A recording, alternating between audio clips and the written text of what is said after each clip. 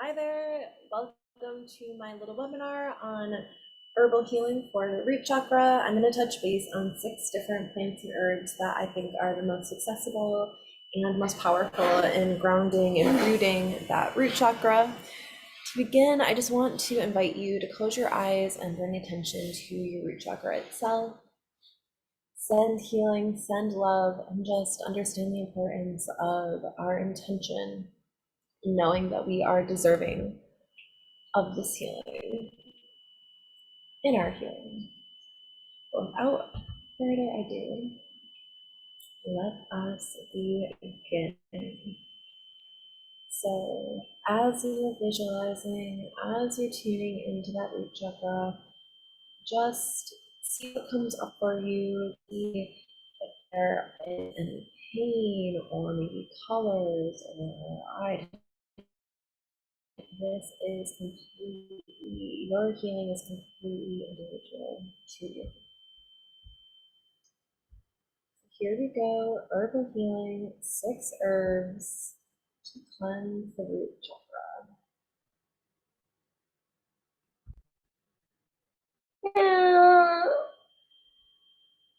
So working with the root chakra is really easy. A lot of these plants are going to be root vegetables, things that are growing in underneath the earth. And then also a lot of these things can simply just be made into tea by themselves even. Add a little bit of sweetener and you are good to go. A little recap on the root chakra. Root chakra represents our foundation, our family, community, and really overall our sense of self that is created from since we were born into this world. Yeah. A balanced root chakra will help you live in the present moment by connecting you to the earth. By being stable, your vitality and physical strength will improve along with your integrity and self-esteem. You'll feel more stress-free, feel courageous, be more passionate, motivated, and confident to take on life's challenges. Two more things before we begin. Just some things of food meditation, and for me that comes up as when you're eating or before you eat even, just thinking back about how the food got to your plate, who planted the seed, who harvested it, who drove it, how did it get there, who placed it into the grocery store beautifully for you to pick that one. It's a super fun food meditation to do. And I'm sure there are so many more. You can find one that resonates more with you. Really about it's just really about mindfulness. It invites us to remove these distractions and sit uninterrupted with our food and whoever we're eating with. In doing so, we will begin to take our time over a meal. And eating more slowly, we savor the flavors, the aromas, and the textures. We reconnect with our senses, rebuilding the sense of self. You can just kick it up. And also the importance of intentional eating.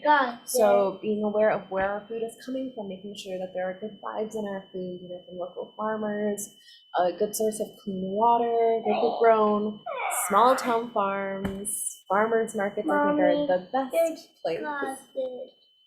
So the 6 herbs that are the most beneficial for a healthy root chakra are going to be dandelion, rosemary, beets, frankincense, burdock, and the queen of all plants, ginger.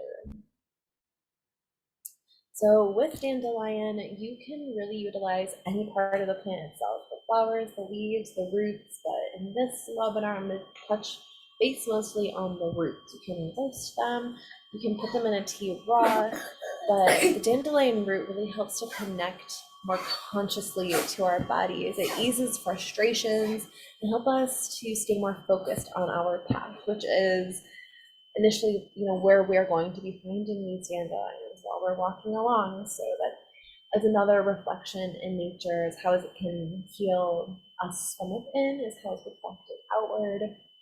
We find dandelions along our path. They are going to help show us that yellow brick road to follow.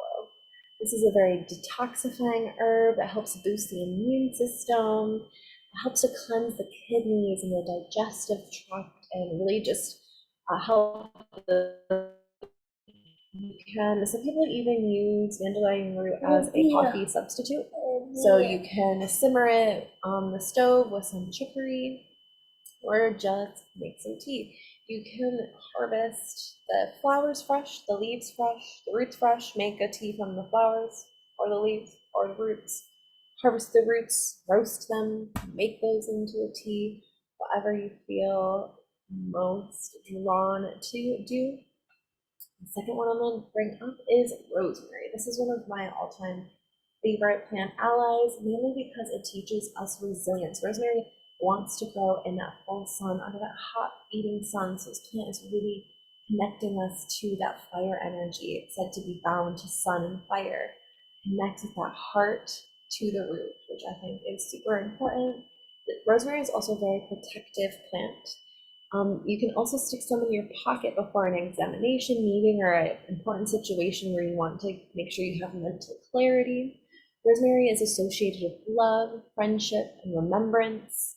It's used in weddings as a symbol of love. I think one of the easiest and one of my favorite ways of adding rosemary is just into some pasta, some lasagna. You can make it into tea. You can get some rosemary incense, or simply just sprinkle some into your bathtub or put it in a tea bag, stick it in your bath. Third one, this is actually the first plant that comes into my mind. That's it, you're right, is the beet. If I feel like I'm just needing some grounding and some really good minerals and nutrients, I will simply just grab the entire veggie, throw it in the oven and eat it roasted. But the beetroot, that's okay. Beetroot powder itself is super versatile as well. You can use it in baked goods, put it in some smoothies. It's something that you should eat if you're having difficulty getting close to anyone. If you have a fear of abandonment or you're finding it hard to trust, it sets the pace of growth so that you don't feel overwhelmed. It's a natural health boosting supplement. And beetroot juice is red, that color of blood. So it's really about connecting to our ancestors and relatives. And that's also the foundation of our root chakra itself. So if you're trying to heal ancestral traumas or release that suffering, beet, I think, is a wonderful plant to bring into your diet. This root veggie can provide stability and grounding effect during your healing process. Helps when you're having a fear of financial lack or being unable to support yourself. Calling in that stability and that grounding. The beetroot plant itself dates all the way back to the 3rd millennium BC. People were using this plant's leaves to dress wounds even. So yeah, you can use beets in soups, just eat it raw in some salad, slice it up, make some chips, throw some stuff in a smoothie, make some juice, sauces, or you can even put some of this beetroot powder in baked goods. It makes a yummy color and taste. Next we have frankincense. Ooh. So this stuff is actually a resin from a tree, and it's typically found in mountainous regions of India, Africa, and the Middle East. So this is another plant that's teaching us resilience and grow somewhere where it's usually not super easy for other things to grow.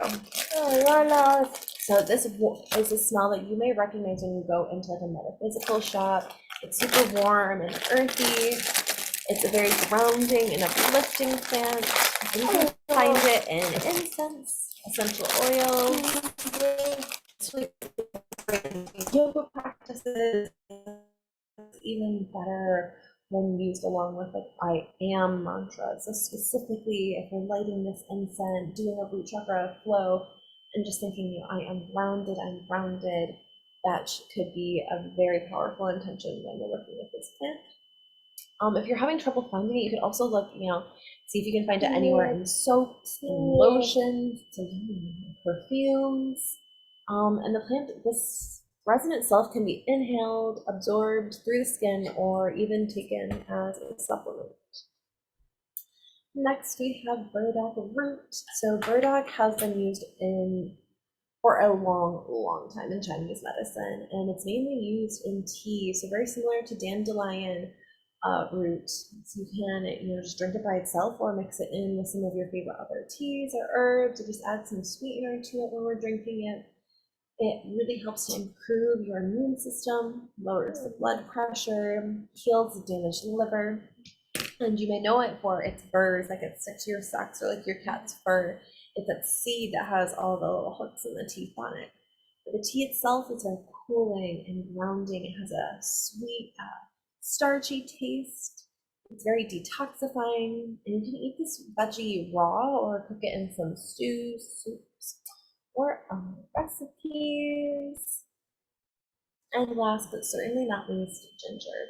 Ginger can simply be sliced up, put it in with some hot water, and then add some honey, and you're just going to feel better. Ginger is good in everything, with everything, or just by itself.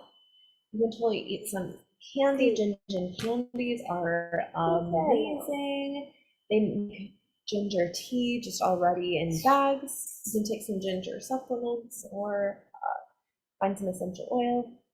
It's really, ginger is just all about connecting with the earth. When you find the plant, the herb itself, it is a root grounding down. It's very cleansing, really, for all the chakras, for everything. It relieves inflammation, eases indigestion, soothes PMS, and treats nausea. I can go on and on about how wonderful ginger is. So my next workshop is going to be on the 17th at 9 o'clock p.m. It's going to be a grounding root chakra yoga flow. And then keep posted for, I will have a veggie soup mudra. The recipe will cook some soup together, and then another workshop will be all about mudras for the root chakra. I'm offering some of these packages if you are interested in balancing, grounding, connecting with the root chakra. Feel free to pause this video and take a peek and see if anything calls to you. Feel free to reach out to me if you have any questions. And that is going to be the presentation. We will make them some root chakra food. Thank you so much for watching. Please let me know if you have any questions, any constructive criticism, as I'm getting used to creating these videos. And I hope you have a wonderful day.